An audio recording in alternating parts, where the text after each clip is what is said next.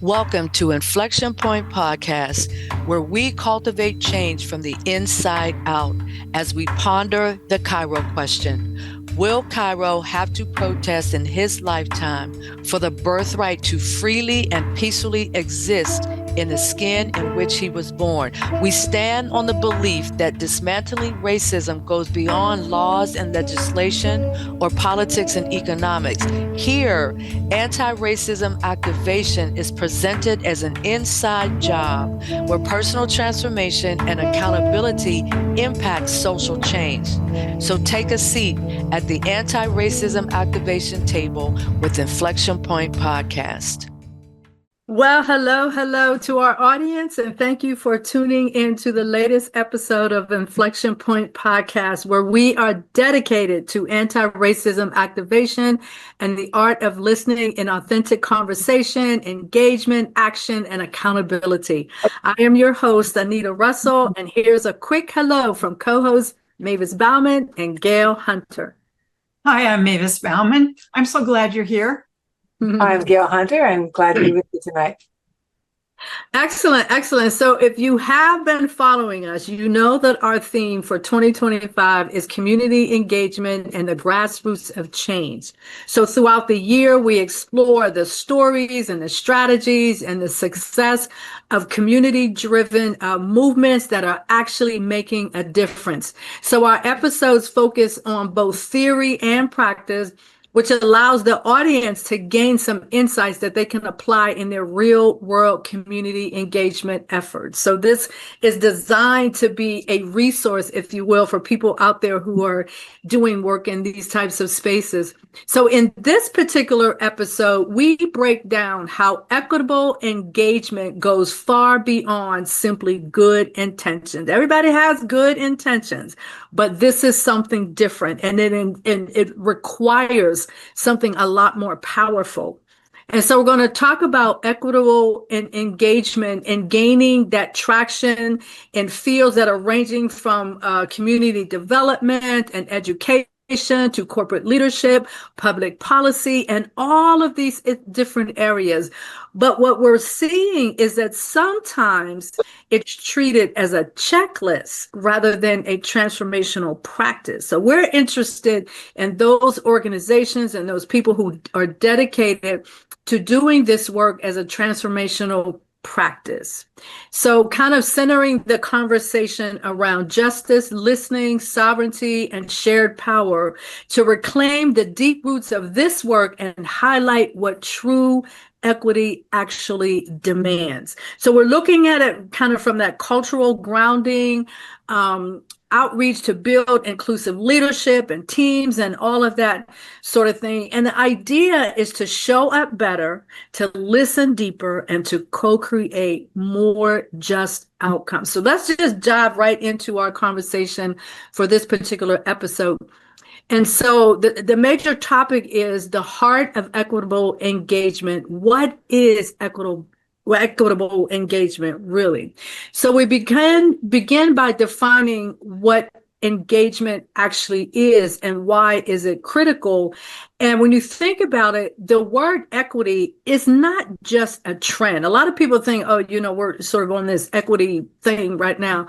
But no, it's so much more and so much deeper than that. Not only that, but it's a required practice that is rooted in justice, listening, sovereignty, and shared power. So we're going to talk about those types of things. So let's just start off, Mavis and Gail, let's just talk about what equity is versus equality, because I believe that there are a lot of people out there who don't necessarily understand the difference between the two and may, in fact, use the two interchangeably. So we're going to try to clarify that in this conversation so that people have a better understanding that there is a very distinct difference between the two. Fundamentally, what it boils down to is that equality offers the same thing to everybody. It's just the same thing. Everybody gets the same thing. Everybody gets something equal. But what happens when one individual has one type of need that equality approach doesn't necessarily address, right? Or if another individual has a different type of need, but in the same situation. So we got two individuals who have different needs, and those needs need to be met in a different kind of way. And what that often requires rethinking, redistributing resources, and redistributing power. Right. And so if you think like back in the day, way back in the day, before we had things like accessibility and things like that. So if you were a person who happened to be in a wheelchair, as an example, it was very difficult for you to be able to maneuver and get around and get into a building if there's no wheelchair ramp. So just looking at, so you might be able to argue that everybody has equal access, but not equitable access, right? Everybody has equal access. You can come into the building, take care of what you need to take care of. We're here for you and all of that. But when you have those other types of needs and those needs aren't being met, and I'm using a very simplistic example, but it really just drives home the point that equity goes beyond just giving me a resource or giving me equal access. Yeah. You know what I'm recalling right now, Anita? I think it was you that told the story a while back about a teacher who wanted to bring fruit for each of the kids. And let's say there were 6 kids, and she brought 6 oranges, which would be equitable, right? But there was one little boy who was allergic to oranges. Oh, it would have been equal, right? Equal. Did I say equitable? Yeah. Thank you. That would have been. Yeah. Okay. And so to make it equitable, she brought 5 oranges and 1 apple for the boy. So it's not that it's just meeting a specific need, not giving really more or less. It's just different. Right. And that's a really, really good example. Talk about simple, right? Yeah, very, very simple example. Because you could take it one step further and say, I'm just going to bring in a lot of different fruit and have the children pick the type of fruit that they prefer. So that's kind of in that vein as well. Although, it's a simplistic example, but it drives home the point. Like you might have a kid who's allergic to oranges. So now that kid doesn't get anything because the one kid got the apple, but everything else was an orange.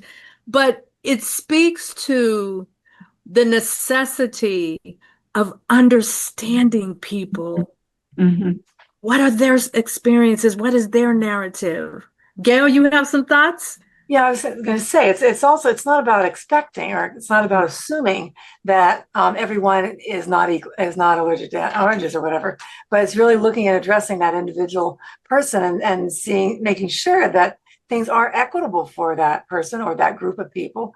It's not just about bringing whatever the resources are. It's making sure that they're actually needed. Absolutely. Yeah. Absolutely. And really, fundamentally, it boils down to this very simple principle. Yeah. Equity meets people where they are. Mm-hmm. Yeah. It's about being willing to meet people where they are. And so we dig a little bit deeper into this idea of equitable engagement as a justice-rooted practice, not just as a participatory kind of thing, but there's justice that is embedded in equitable situations or equitable engagements. So as I think about things like value-based power awareness approach, just kind of having a different understanding and being able to involve and approach individuals in a decision-making process, policy development, program design, resource allocation. It's about centering voices. Mm-hmm.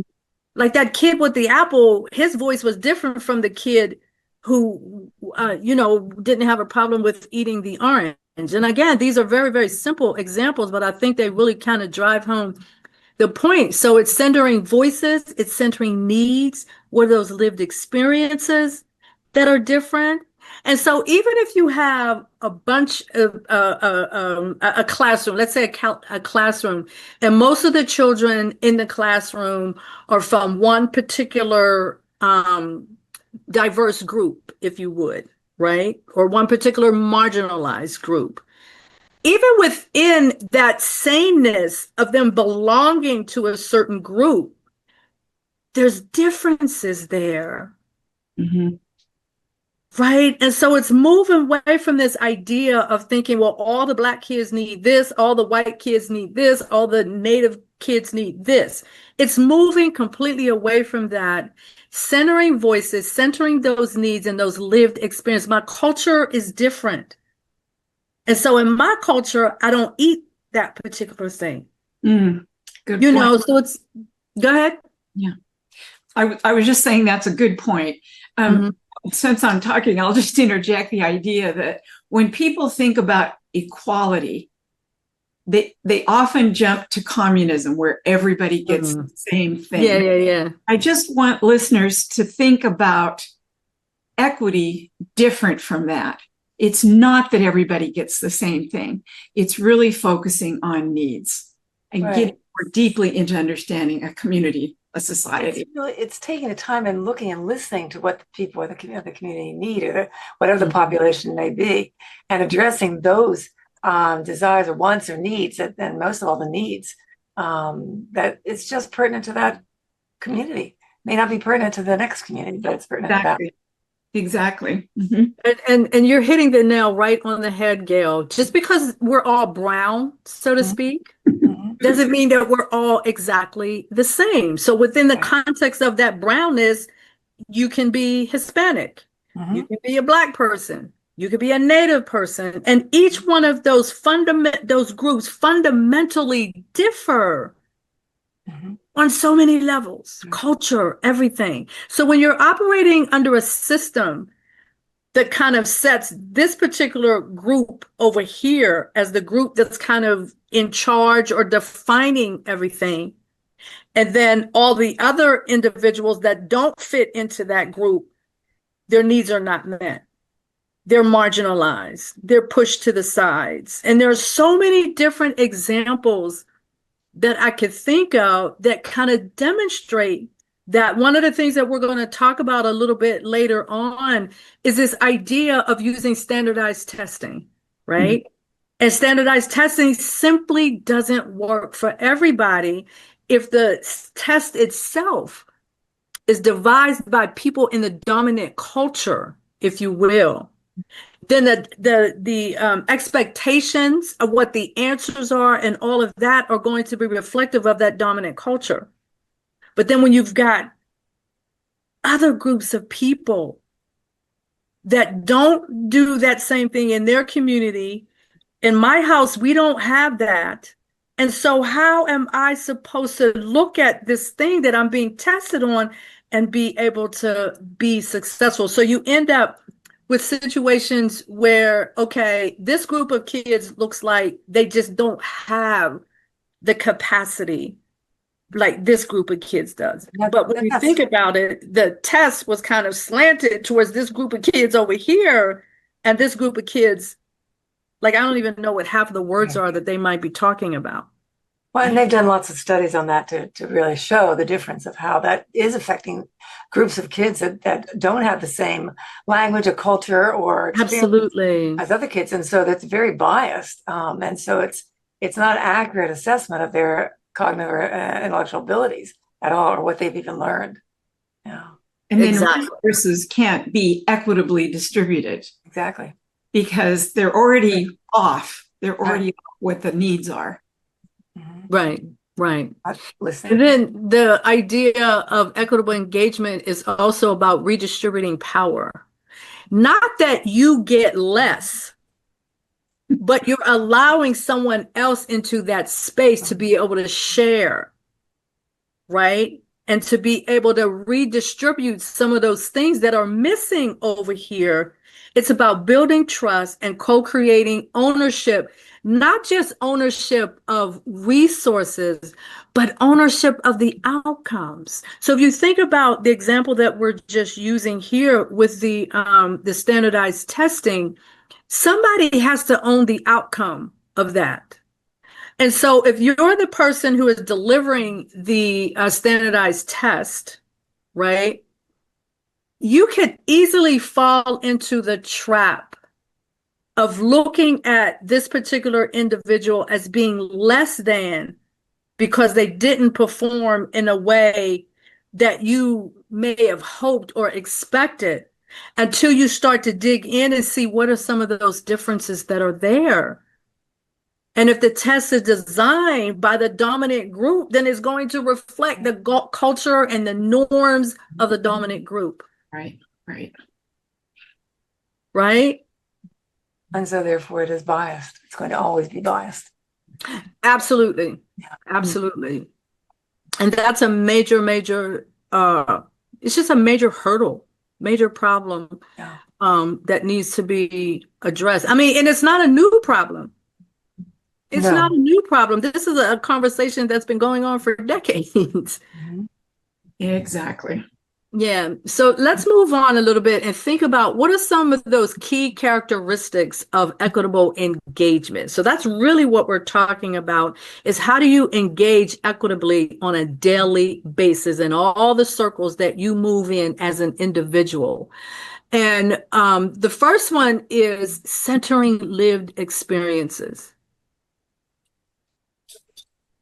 And when you think about that, the example that we just gave using the standardized test doesn't take into consideration somebody's lived experiences.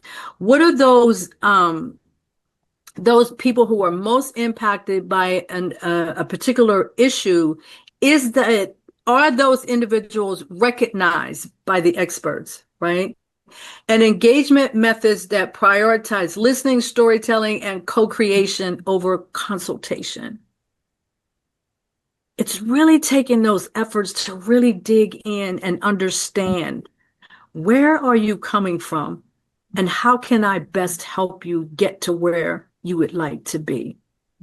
It has such a deep level of respect doing it this way, right, for the people that actually are experiencing it. And because it really requires them to make them the experts, allow them to be the experts on what they need and what their life experience are all about. And so it really does offer that very deep respect. And absolutely, Gail. Absolutely. So along those lines, another characteristic is power sharing and co-design, meaning I'm going to share the power that I have with my students, as an example. And we're going to co-design something together with their input, my guidance, right? But I'm allowing them to take ownership, so to speak, in that co-designing process, decision-making, transparent decision-making, and all of that. So I'm not going to just give the kids a piece of paper and say, you do 1, 2, 3, 4, 5, and that's it. And then I'll see how well you did 1, 2, 3, 4, 5. No, that's not the way to do it. It's just not the way to do it. And then it's also thinking about those culturally responsive and those types of context specific situations, right? Lots of things that were in my experience in growing up that everybody that I hung around with had the same experiences. But if I were to go to Nebraska, where Mavis was born and raised, there would be a lot of things that I would be bringing in that probably would look very foreign. And by the same token, some of the things that I could encounter in that Nebraska community could look very foreign to me. Yeah. And the reverse happened when I came here from Nebraska to New Jersey. I felt very much away from home. A lot of things I understand, styles of driving, just even ways of thinking. Ways of thinking are different. Exactly. And we're not even necessarily talking about along racial lines. Right. You were raised in Nebraska. I was raised in Pittsburgh, Pennsylvania. That's two completely different environments, to your point. Right. Right. And, it's a big country. It's a big world. Mm-hmm. And we all have colloquialisms and different styles and different beliefs. Yeah. Oh, it goes on and on. Yeah. Exactly. Just a tiny example for me when I came back to Pittsburgh, having lived in the New Jersey, New York, Philadelphia area for 30 years.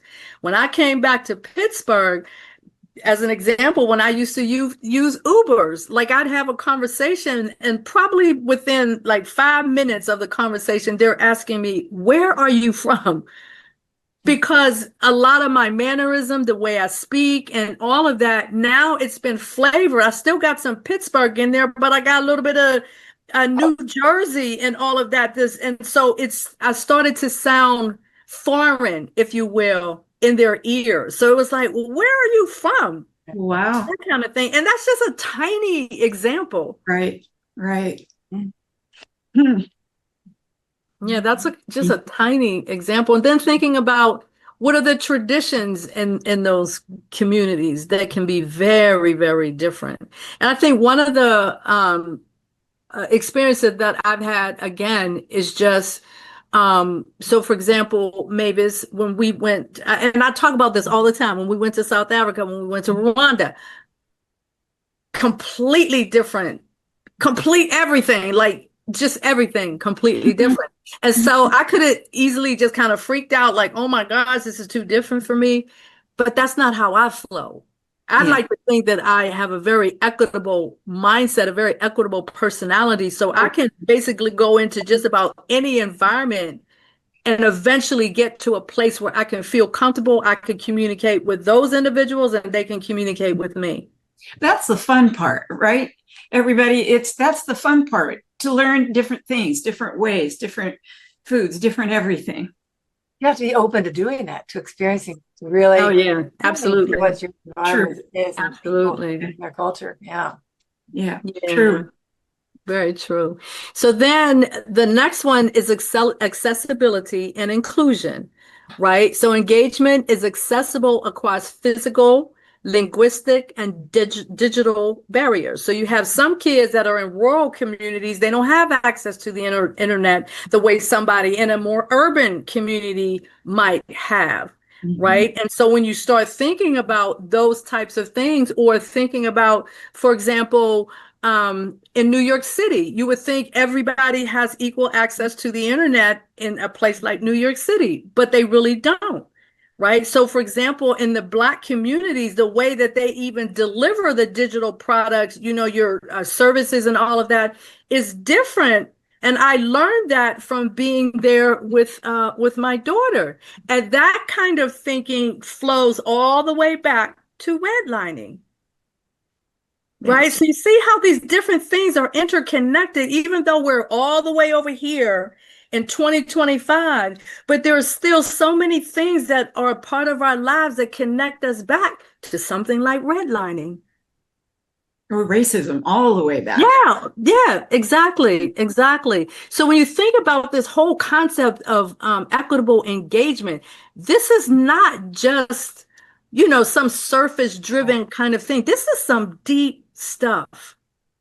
And only those individuals who are willing to go that deep within themselves can really appreciate what it feels like and looks like to be in that space. Right.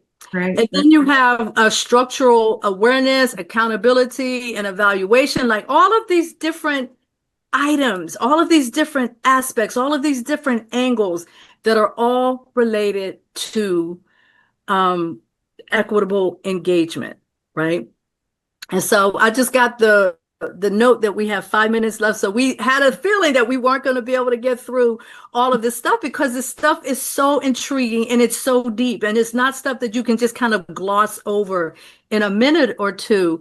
So what I'd like to do is we just have like a couple of minutes before we go to a break. So I'd like to put a challenge out to our listeners. And what I'd like you to do as a listener is to think about a time where equal treatment did not feel equitable to you, and what was missing. So that's a challenge question, even for the three of us.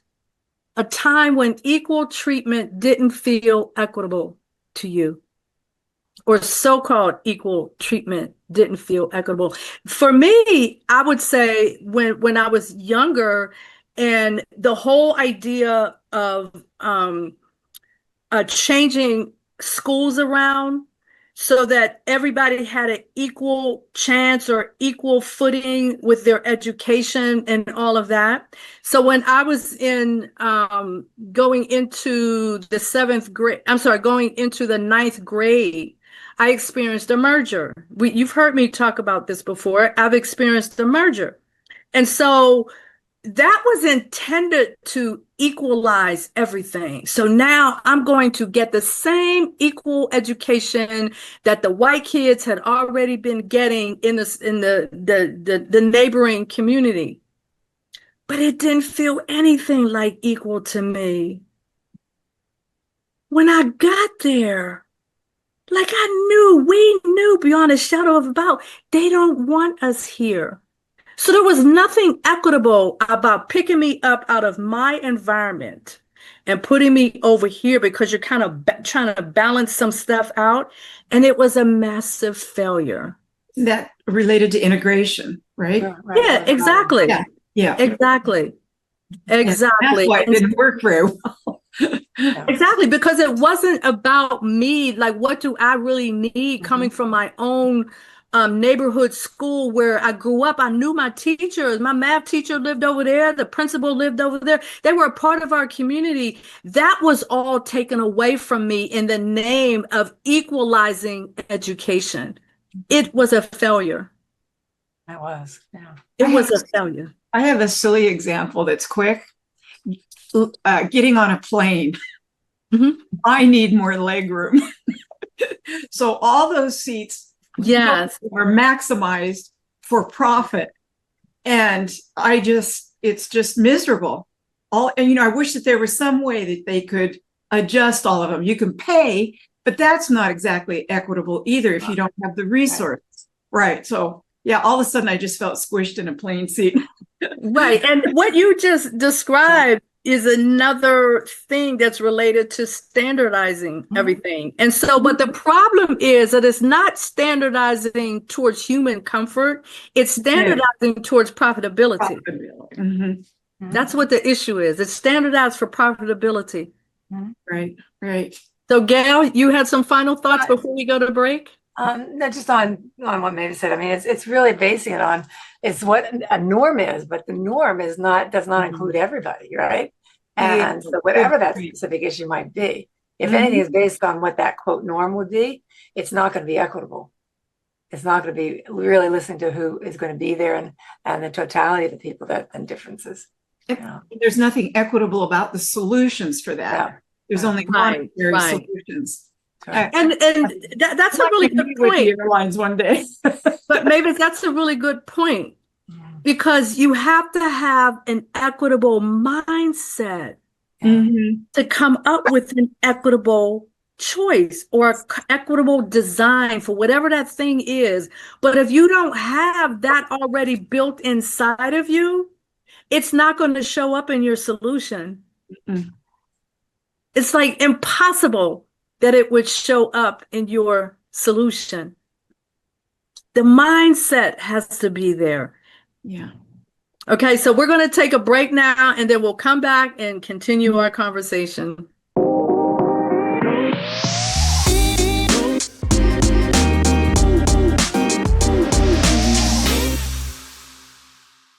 So welcome back to Inflection Point Podcast as we continue our 2025 journey into community engagement and the grassroots of change. So in this episode, we are exploring the heart of engagement for equity, justice, listening, and collective power. So we're going to jump right in and kind of continue the conversation based on this statement here, that and I said this earlier, actually, in this episode.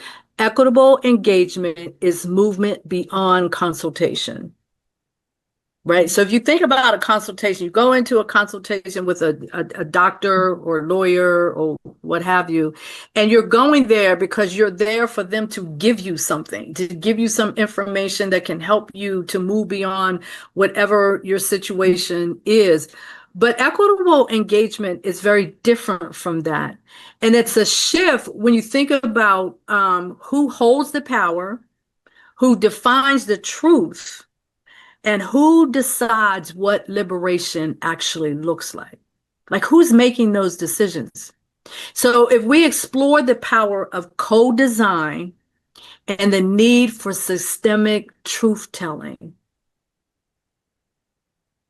just think about that. The power of co-design and the need for systemic truth-telling. Because as long as we're in these spaces where it's easy to manufacture stuff, then it becomes very difficult to be in a place of engagement when it comes to equity, right? Equity is about that engagement. It's about co-design and owning the outcome together. Absolutely. Exactly. To being Absolutely. Right. I thought that was really important to see that, it becomes a directive if the people who have the needs are not part of the solution, and then being able to react to it going forward so that they can iterate too. Absolutely. And then when you also connect that to the essential role that sovereignty actually plays, right? So it's not just this political thing, this political ideal. It's a liberating practice that happens at the personal level, the community level, the cultural level. And I feel like the place that we're in right now, we have to break the mold. Yeah. Because we keep trying to use the same mold and we're not getting anywhere. We're not getting anywhere. So if you kind of think about it, and like you said, in this whole idea of co-designing and systematically telling the truth. And what that means is I should be able to sit down and speak my truth and not have somebody else throw in my face, oh, you're just being racist yourself, or you're just being, no, this was my experience. Yeah. Well, it's without being judged. Right, exactly. It's about being judged. It's about about not being judged. Right. Yeah, and it's about not really receiving. That's why I'm saying this is a mindset. This is a mindset because you have to have a certain mindset to even receive my story. Yeah. Yeah. Well, and it's really a belief mindset that says that your story is valuable as my story is valuable, and they're different and they're unique. And I have a desire to want to listen and hear yours, and have that be reciprocated, so that that's a co-design, working together. Yes. Collaborating. Yeah. Absolutely. Absolutely. So it goes on to say equitable engagement must do more than invite input. It must share the power, the co-designing of the solutions, and confronting systemic oppression. Like, I feel like we keep trying to move around the systemic aspects of it, move around oppression and all of that, and try to have these conversations like in the cracks in between. But we can't do that. We have to look at the whole entire system that we are living under and make some decisions about that, right?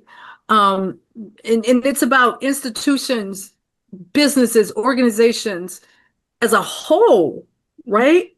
Beginning to move from controlling the outcome. So I feel like a lot of times when you use the surveys, because let's face it, you can design a survey to make the responses be practically whatever it is you want them to be. We learned that in Statistics 101, right? But moving away from this idea that I have to control the outcome rather than letting the outcome just evolve. Right. And or let it be seen, right? Trusting the process, yes. Mm-hmm.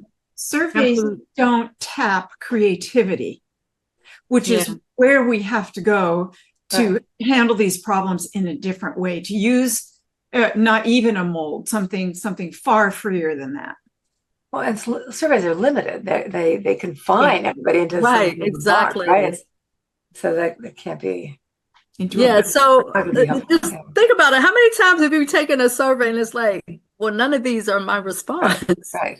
Many times. None of these fit what I think or feel or experience or everything, but I have to pick one. So I'm just gonna, pick that one, or you go through and it's like not applicable, not applicable, not Right. applicable. Right. Because none of these things connect with me. I'm not able to connect in a way that can give you some of the information that you are seeking. So you end up with a bogus survey or survey that doesn't really say very much, right? The survey is leading you to Yeah, absolutely. which is totally useless. Exactly. Right. Exactly. So again, it's this idea of institutions moving away from controlling those outcomes to co-designing alongside the community. Like the people that you're trying to get this information from, you take a different approach and you emphasize the need to name and change those structural barriers. Like, what are those structural barriers that are there for you as an African American woman, as a person who came here for the Caribbean? Like, we both might have brown skin, but our paths are completely different. And so what are those things that need to be named, and what are those structural barriers that need to be addressed? What ideas do you have? Absolutely. You see Right. What do they need coming out of this? Not let me take your data and derive a solution. What ideas do you have? Be part of creating that solution. Absolutely. And then recognizing what those structural barriers are: racism, sexism, ableism, colonialism, imperialism, all of these isms. Yeah. And all of those things are set up to restrict full participation. I mean, that's what they're designed for. They're doing exactly what they're supposed to do. They are. Which is to restrict full participation. Right? Well, I'm thinking about this example in Atlanta of trying to improve healthcare outcomes and healthcare services. This relates a little bit to the accessibility issue. When they were talking directly with people with this kind of goal in mind that we've just described to get personal input, they found out that even though there was another clinic, it was too far and transportation allowed, or transportation was there, but it not for handicap, or here's a pamphlet, go home and do these things. Instead of giving the personal guidance, are you sure you understand this? Do you have any questions? How would you change this or make this simpler for yourself? Right. It was fascinating how a lot of, like you say, structural issues were affecting healthcare. And then the other element that came in that was exciting to me was that it gave the people who were telling their stories a sense of belonging and being a part of the solution that they hope to see. And, I've just never had that sensation that I didn't belong and that my community would not provide certain services. And that's just not been my lived experience. But, from a homeless person to a mother with so many kids, don't provide this service 9 to 5. I got to work. Right. Exactly. A lot of those things. Anyway, exactly how simple those things can be, especially coming from a person who experiences them often. Right. And I feel like the main reason why doing this seems so like impossible, we can't do that, is because we've been so conditioned under the structure that is like laid on top of us. And now we're trying to struggle. It's like, trying to bust through concrete to kind of present something that is different. And so when you think about power sharing and co-designing, it goes from input all the way to ownership, right? And it means that communities are involved from ideation to implementation and every single step along the way. They help to define the problem, propose the solution.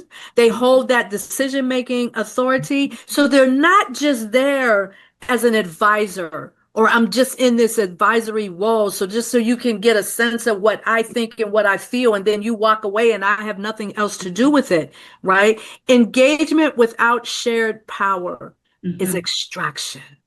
Wow. Yeah. It's extraction. And isn't that part of the problem? We have such an extractive, let me just extract information out, but I'm not putting anything in. It's not a dialogue. No, it's just a monologue. You're just being selective with what you want to take out. Right. Yeah, good point, Gail. Very, very good point. And then there's always the money aspect of it that comes up front. We can't do that. It's too costly. Exactly. So you've lost all that ideation. Exactly. Just think about the fires in Texas.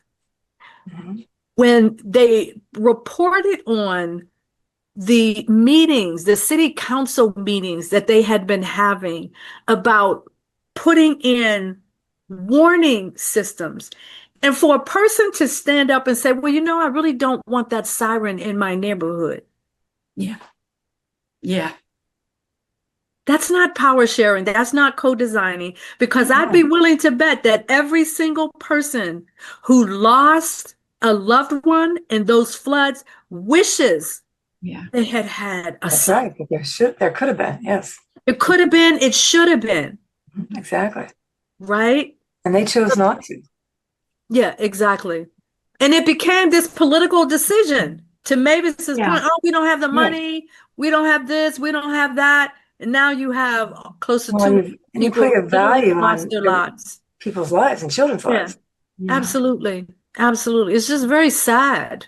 It's very sad. Very sad. So when you think about how all of this folds into the idea of sovereignty, so we've been talking quite a bit about this idea of sovereignty. And I kind of think that there are some people who are maybe put off or afraid of the word sovereignty and all of that. You're thinking about what's happening in Burkina Faso, and all of a sudden this word is becoming a part of our lexicon. But I think there's a lot of people who probably don't really understand what it is fundamentally, right? So if you define sovereignty in engagement, meaning communities don't just sit at the table. They help design the room. They build the chairs. They decide, why are we meeting in the first place? So it isn't just about this thing that happens at this national level. It's community-based and it's personal. I heard one other point on that in one case, this was in Atlanta again, they were sending out emails to people and saying, please join us. And people didn't come because they didn't feel it wasn't personal. They didn't think anybody really cared. So they started going to houses, and then they got participation. Yes. So it's that conversation. It's that listening. That And when you go to somebody's house like that, feels much more community-based. Yes, that's like I can remember when my daughter Olivia and I were helping on Barack Obama's campaign the first year, and just going out and knocking on doors and talking to people and everything. It was just a wonderful experience that I had. Olivia didn't necessarily go out, but I remember we were in the phone bank. So she was doing the phones with me and all of that. And that's really a community-based and personal way that we got involved in working on that campaign. And I think another problem is that people look at sovereignty in geopolitical terms. But at its core, it's the right and the capacity to define your own identity, to make decisions for yourself, and to own your destiny. Right. That's really what it's about, Mhm. right? Yes, So it's exactly. not just this political thing. Sovereign-centered engagement leads to ownership, dignity, liberation, in addition to the participation. And in an equitable engagement process, it shows up at multiple levels. So you have personal sovereignty. That means I get to speak for myself. I get to tell my story. And I get to make decisions without being coerced into making a decision that I don't necessarily want to make. Mhm. Right? And then you have collective or community sovereignty. That's the ability of a group, Mhm. especially an historically marginalized group, to govern itself, to define its own priorities, and to determine its own future. And then you have cultural and indigenous sovereignty. That is the recognition of self-determination over land, language, law, and legacy. Isn't that where we need to be? Mhm. One example I read about in terms of involving the community was Boulder, who wanted to improve their park facilities. Mhm. He said, is this just going to be for families, for kids? They started to involve children. They went to school. Oh, nice. And asked the kids, what would you like? And the kids have no reason to edit themselves, right? Mhm. And they actually came up with solutions. For example, there's a creek that runs through this area, and they would want to get in the water, but it's kind of dangerous. So they built little beaches and little benches for the kids. And the kids themselves came up with the ideas. I just think that's really innovative because Right. you might think, what do they know? They've never installed a thing. But these kids brought so much joy, and everything a kid suggested had to do with either animals or nature in general, or even their grandma who was in a wheelchair who wanted to come with them.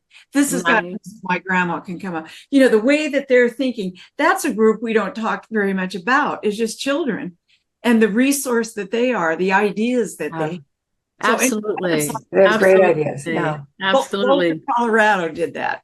Very cool. Right. And so one of the resources that we actually had was that school in Sydney, Australia. That's right. Where the kids came up with these yarning circles and murals and different athletic things. And one of the things was that the children were starting to realize that, they were having some playground fights or, just playground issues. And the kids came up with the idea of having meditation rooms, meditation space. Yeah. That's pretty cool. I think that's pretty cool. And, It's very Yeah. It's not bring your parents in, let's resolve this. Right, No, exactly. And they have these yarning circles and, and this is a school district where I believe it was 35% of their student body is indigenous, right? And so it was about bringing all of that into the mix and having those types of discussions. And to your point about the playground, kids have incredible ideas. If we just let them be a part of it, and that's what this engagement is all about. And when you think of, I'm sorry, go ahead, Gail. It's inviting them into that space. Yeah? Absolutely. And listening to them. It's the same issue, same protocol that needs to happen for everybody, but including kids. And for kids, they might not have the words, but they gave them all these art supplies. Yeah. And one kid said, we need a playground made out of candy. And he drew that. And I just think it's so clever. Don't just put them under a hot white light bulb. No. Let them draw. Let them. Exactly. Experiential. Exactly. In a way to express it.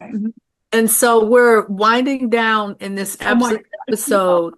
And, we in the last couple of episodes, the last few episodes, I would say, we've been sort of asking this question, why does all of this matter now, right? And when I think about the idea of sovereignty in engagement, engagement that doesn't respect sovereignty often repeats colonial patterns, extracting input without sharing power. Right. Whereas on the other hand, sovereign-centered engagement leads to that ownership, that dignity, and that liberation that goes way beyond just participating. And so to engage equitably is to return what was stolen, people's voices, their power, and the right to self-determination. So for the audience, I have one last question for you to entertain. How do you define sovereignty in your own life or your own work? And what does sovereignty look like in your context, in your culture, in your circle, in your environment? What does sovereignty look like for you specifically? And so we're just about out of time. So I want to close out with this message. This is our sovereign soul mantra. I breathe in roots. I exhale flame. I walk with purpose. I name my name. I am not asking. I am becoming. No fear, no pause, no numbing. I am the question, the fire, the key, a voice unbought, a mind set free. I bend no knee to borrowed truth. I rise with memory, love, and youth. My soul is land. My thoughts are sky. My story is mine. No need to comply. I dream, I build, I know, I see. I am sovereign. I am free. And so taking all of that, and as we always do, connecting it back to the Cairo question, will Cairo have to fight in his lifetime for the birthright to freely and peacefully exist in the skin in which he was born? Not if he gets to engage in sovereignty. And as he's growing, that idea of self-determination becomes a part of who he is, because that's how he's being educated to think about himself, whether it's the people around him, his family, friends, school, that they're all there to teach that little boy what it means, sovereign engagement, right? Voice matters. Absolutely. Absolutely. So to our audience, I hope you share this episode with a colleague or a community leader who is ready to deepen their own equity work. Start a dialogue. What would it look like to reimagine engagement as a form of justice in your space? Right. And then also you can join the Inflection Point Podcast private Facebook page, and it's on Facebook under the name Inflection Point Podcast. And finally, a little plug for myself. If you could go and subscribe to and follow me on Substack, anitadrussell.substack.com. And most of what I talk about on that platform is exactly mirrored by what we talk about in the podcast. So thank you for joining and participating and listening and all of that. And we are here every first and third Wednesday of the month, 3 p.m. Pacific time, 6 p.m. Eastern time on Transformation Talk Radio. We'll see you at the next episode. Thank you for listening to Inflection Point Podcast, where our mantra is cultivating change from the inside out. The journey towards anti-racism and social change doesn't stop here. Truth, reconciliation, and healing come from ongoing, open, honest, and deliberate conversations. Continue to dive in and deconstruct your thoughts, ideas, and beliefs as we band together to manifest social change. Tune in to Inflection Point Podcast every first and third Wednesday at 3 p.m. Pacific, 6 p.m. Eastern, here on TransformationTalkRadio.com for more conversations about how we can Cultivate Change from the Inside Out.